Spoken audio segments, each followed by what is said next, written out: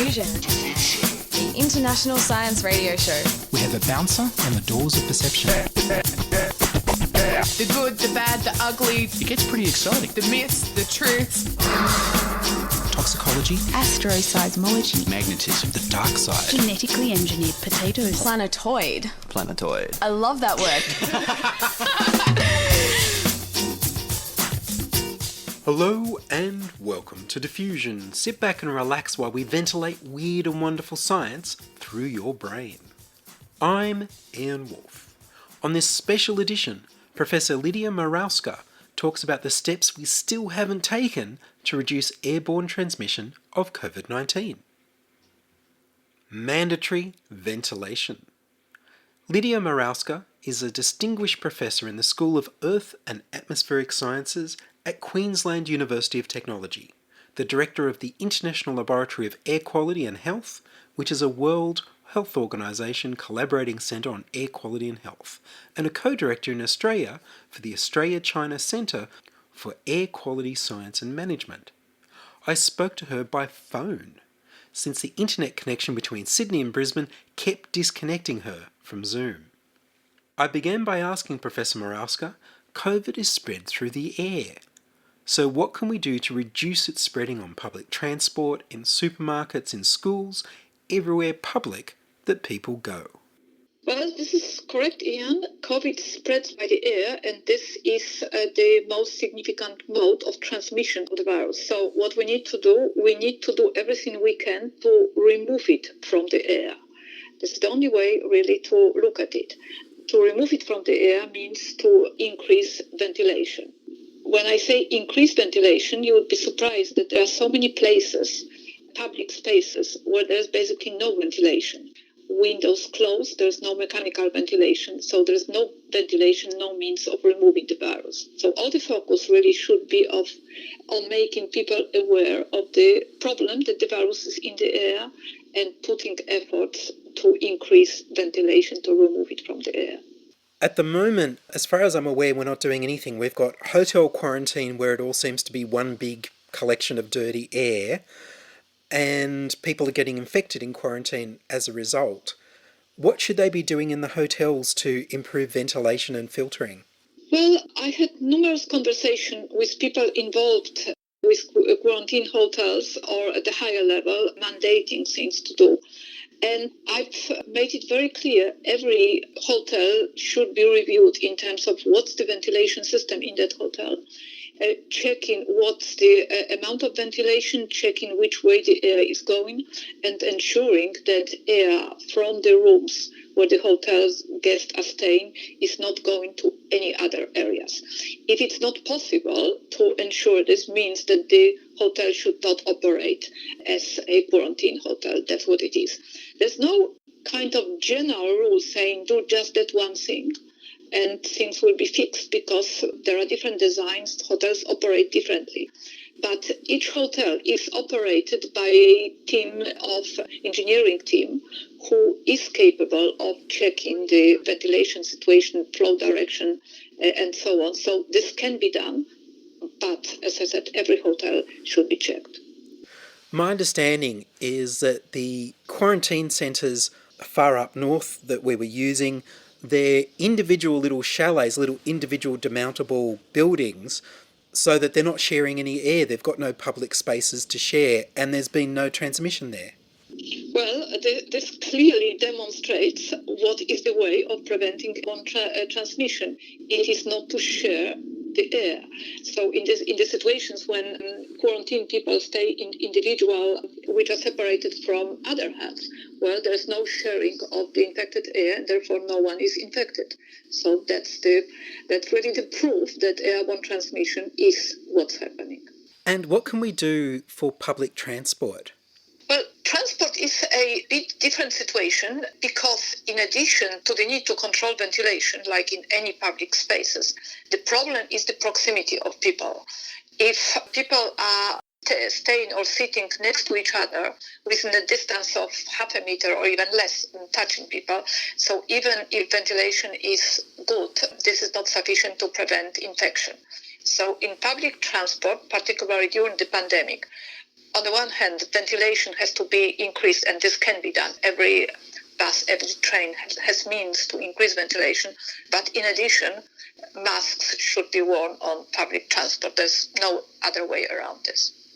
But buses at the moment and trains don't have windows that can open. They're all air-conditioned. Is there some way of making the air conditioning do some sort of filtering or ways to remove the virus from the air? I'm not entirely familiar with the designs of the different types of public transport, but public transport have ventilation system, and ventilation system should have filters anyway. So, and I'm pretty sure that many of the systems are also capable of bringing fresh air from outside. So this should be really maximized, bringing air from outside such that the ventilation is as high as possible. Or if that's not possible and air is returned, checking whether there's filtration system. If air is just recirculated and if it's not going through any filters, well, this is maximizing transmission, and this should be, well, addressed in a different way. How do we measure how fresh the air is in a building or like a supermarket? Well, there are many different ways of measuring, freshness of the air or how clean the air is. There are many indicators or pollutants that could be measured. In relation to what we are interested in, which is infection spread, which means what's emitted by people, one of the best measures is checking concentration of carbon dioxide. Like the viruses, and we all exhale carbon dioxide. When breathing, speaking, that's our fundamental function. If ventilation is inadequate, then concentration of the carbon dioxide accumulates in the space, and therefore concentration of carbon dioxide is a good proxy for ventilation. It's very sensitive as well, so you immediately see if there's a person enters the space, ventilation inadequate, CO2 concentration goes up. There are many types of relatively low-cost carbon dioxide sensors. So this should be checked, mandated for all public spaces right now. So that sounds like something that could be done immediately, that we could put in a regulation for public spaces to have carbon dioxide meters and what safe levels are and what's too much and what they would need to do about it. It could be done immediately, and it's very easy.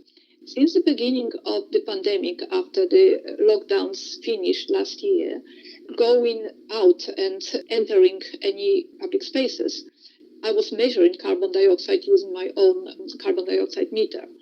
And I was shocked sometimes to find out how high the concentrations were. In other places, on the other hand, the concentrations were not that high. But I could immediately tell what the problem is if I looked at the measurements. And interestingly, it is not something I was able to always tell just by looking around and inspecting the indoor space.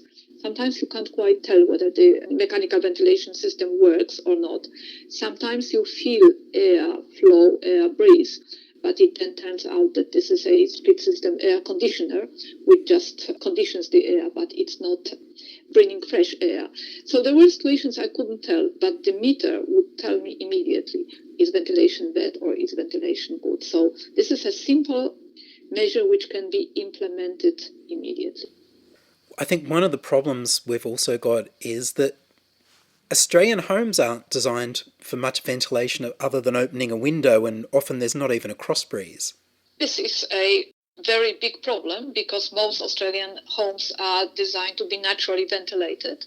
And if it's cold outside, well, people don't open the windows to preserve any warmth which is inside. So yes, indeed, it is a big problem. And particularly the problem is not only, of course, for the family living there, but if there are any visitors to this home who can contract the virus, or who invited them. So yes, this is a big problem. And of course, COVID isn't the only concern with air quality. We had those major fires 2019, 2020, when Sydney, for example, and lots of other places around Australia were shrouded in smoke for a very long time. And if you're ventilating outside, the indoor air is going to be pretty bad. This is exactly the problem which we try to highlight in our science paper, which was published in May, and called for a paradigm shift how we look at indoor air quality in general and all the risks which are there. So on the one hand, during the pandemic or in relation to infection transmission, we would advocate open the windows and get the virus out. But on the other hand, when there is a bush smoke outside, we would say close the window and make sure that nothing from outside in terms of pollution gets inside. The problem is that our homes and our buildings in general are not designed for this, not flexible enough to be able to deal with one situation and the other. So on a longer term, we really need to reconsider how we design buildings so they are capable of doing both, to prevent us from what we exhale indoors, but also if the air is polluted outside. And very importantly, do it in an energy efficient manner, because we cannot afford buildings to consume more energy than they do. And there are technologies to do this, technologies which can help to achieve both objectives. However, we need to realize these risks, and therefore we need to want to use these technologies. Should schools be going out and buying air purifiers, or what can we do to change things without redesigning our buildings? This is a very good point. Many say, okay, it is too complicated to do something to the existing buildings, to retrofit the buildings, not only too complicated and too costly. So what we can do on short term now, immediately. If nothing else can be done, if there's no means for increasing ventilation, for whatever reasons, then air purifier is a way to go. And there are many systems which are efficient, and they've been shown to remove the concentration of the virus, of the particles in the air very significantly. Of course, it is important then to make sure that the right purifier is used for the space for which it is intended, so it's sufficiently high volume. And also if the space is complex, like say several wings or different complex shape, then maybe more than one purifier is needed. But indeed, this is a solution which could and should be implemented on a short term. You're listening to Ian Woolf on Diffusion Science Radio. Send emails to science@diffusionradio.com.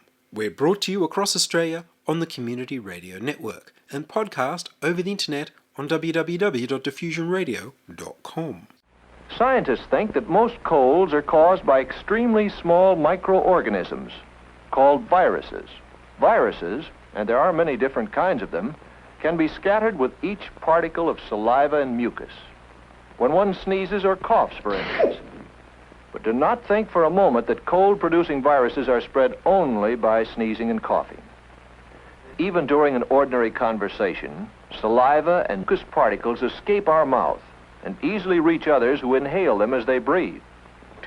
You see, what you think is a simple cold could really be the first symptoms of some other disease, such as measles, infantile paralysis, diphtheria, whooping cough, scarlet fever, influenza, and others. Wash your hands frequently and thoroughly, especially before eating. When you wash your hands, you wash away many of the disease-carrying smudges you may have picked up. Do we need a different kind of mask to take account of the fact that it's not little droplets, it's tiny aerosols, it's like smoke? I beg to differ. It's not like smoke. It is still much bigger than smoke. Smoke is a combustion product, and particles from combustion processes in general are much smaller. They are in the so-called ultrafine particle size range, which means predominantly below 0.1 micrometer. However, particles carrying viruses are much bigger than this, at least an order of magnitude bigger than this. This virus, COVID, is about 0.1 micrometer. So particles carrying them are even bigger than this. So we are talking about particles of about 0.5 micrometer. So there are bigger. The point is that there are many different types of masks which are reasonably efficient, for community transmissions, we publish papers on this. So it is not that there is urgent need for better masks. What I would argue the need is for a better way of wearing masks. If you walk around and look how people wear masks, you will see that a significant fraction of people don't wear masks properly. And what I mean by this, it's not kind of scientifically proper way, but very simply, they are not on their noses. So if a mask is just on the line of the nose and all the air is going between the nose and the mask or below the nose, which what we often see, the mask, of course, is not doing anything. So one very important means is that the masks are worn properly and that people are diligent in doing this. They could be masks which don't fit specific people. In our research some years ago, we realized that there are some faces on which we had problems fitting certain types of masks. In particular with the masks, the closed mask, not that much surgical mask or N95 mask, but the closed mask which people buy. You can see very clearly that they are just hanging on the ears and they are sliding down.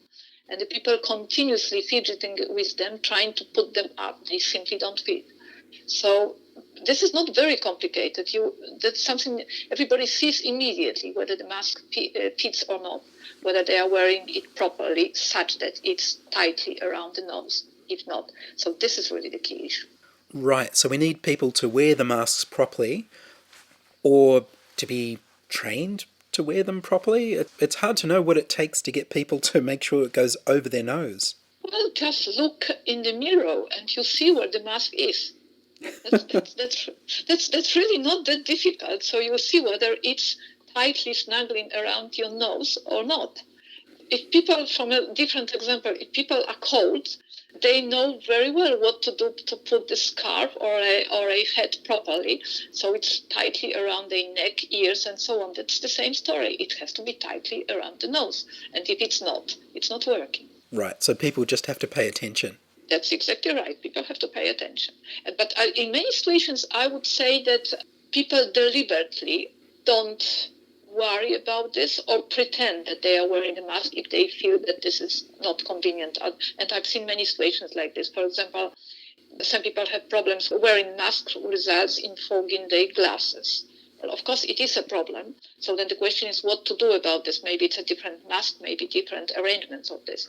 But in the situation, if this happens, instead of trying to figure out what's a better solution, people just lower the mask below the nose and pretend that they are wearing the mask, while in fact the mask is not doing anything. Yes. I mean, it is a common problem with glasses fogging. I know that I only wear masks that have a little wire bit to shape around the top of my nose, and that stops the steam coming up to my glasses. Yes, I have the same problem when I don't wear reading glasses, but sunglasses. And I have a little collection of sunglasses who match different outfit. Some are bigger, some are smaller. So I worked out which sunglasses work with the mask and the those which are slightly smaller, and which, as a result of which, the sunglasses are not fogged. So again, this is not very complicated. You're saying that you've published a paper recently. Can you tell us a bit more about that research?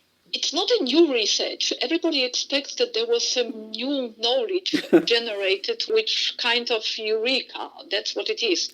That's not the case. We knew how infections are transmitted and that respiratory infections are transmitted through the air. We knew this for a long time. It is just that, in particular, public health authorities haven't considered this and haven't put this in action. So the focus has been on bringing this to the attention to all the public health authorities, starting from the very top, including the World Health Organization, which has been slowly changing their recommendations to include the focus on airborne transmission, and then national and state authorities as well. Paper which I mentioned, which was recently published in the Journal of Science, has been going beyond just what to do about infection transmission. It was talking about the paradigm change, how we see this whole field, which means how we design buildings and how we protect ourselves in buildings against infection transmission, taking into account the economy of this. There's often an argument brought forward that it is costly. So if we have to do anything to our buildings, to the existing buildings, or to our future buildings, the cost of this would be enormous. The point is that the calculations and assessment done, what would the cost be if for new buildings showed that the initial investment cost would be no more than about 1%. Of course, the cost of retrofitting could be higher dependently what the building is. But then if you look on the other hand on the costs of not just this pandemic, which has been assessed as $1 trillion per month, but just common colds, influenzas, and this type of common respiratory infections, which affect us every year outside pandemic. The costs of this are very high. In Australia, it's been assessed at about, it's a window, but the upper range a few years ago was about $140 million per year. So if we compare with that 1% increase in the new building of the infrastructure, compared with all the costs we bear later, well, the economy is quite clear. And in this cost, it's usually the medical costs accounted for, but not costs of lost productivity, absenteeism, and so on. So the actual costs are even much higher. So the economy is quite clear here.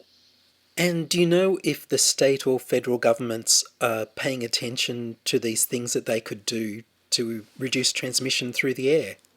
Well, I would ask a question back to you. Have you ever heard the word ventilation from any national authorities or any state authorities? I'm talking about any recommendations from any government. We are very familiar with all the icons, the signs about physical distancing, the crowding and so on, hand washing. But have you seen an icon telling people about ventilation? Not at all. An icon like this doesn't exist. Have you heard from any state authorities telling people ventilate? I haven't, because no state or federal authorities mentioned anything of this.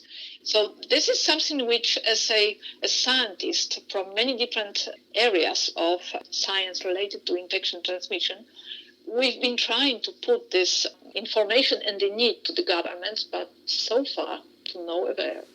Do you recommend we write to our local MPs, or how do we try and persuade the government that this is something that they're not doing that they should be doing? Well, if I knew what to do, I would do this. I've been writing to all the authorities, and so far no one has listened.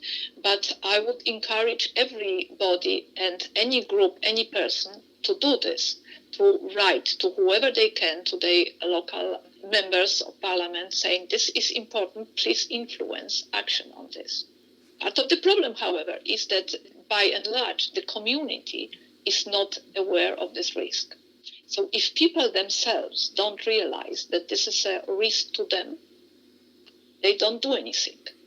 And I've been watching over the past few weeks in Queensland, in Brisbane, when going to restaurants before the current lockdown, situations when I was absolutely horrified. People come from the street, take off the masks, because of course in the restaurant we didn't need to wear masks during the dinner.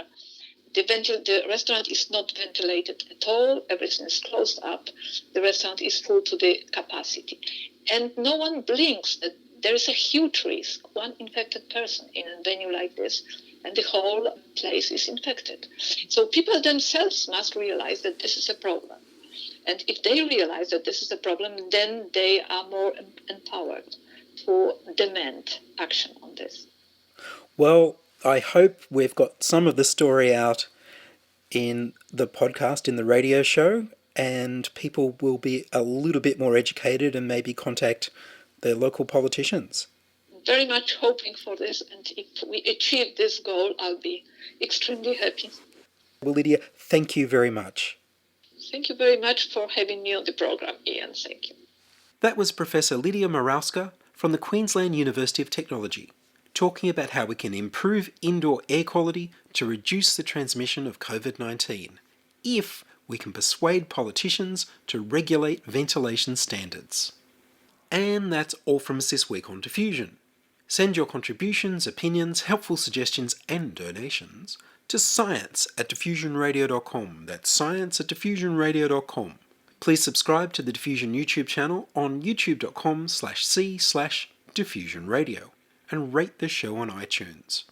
Tell your friends. Follow me on Twitter @Ian Woolf. I produce Diffusion, which is broadcast around Australia to 28 stations on the Community Radio Network, including Radio Blue Mountains 89.1 FM in New South Wales, 8CCC in Alice Springs and Tennant Creek, 2 MVR in Nambucca Valley, 3 MVR in the Mallee Border districts of Victoria and South Australia, City Park Radio 7LTN in Launceston, Tasmania, and 2XXFM in Canberra.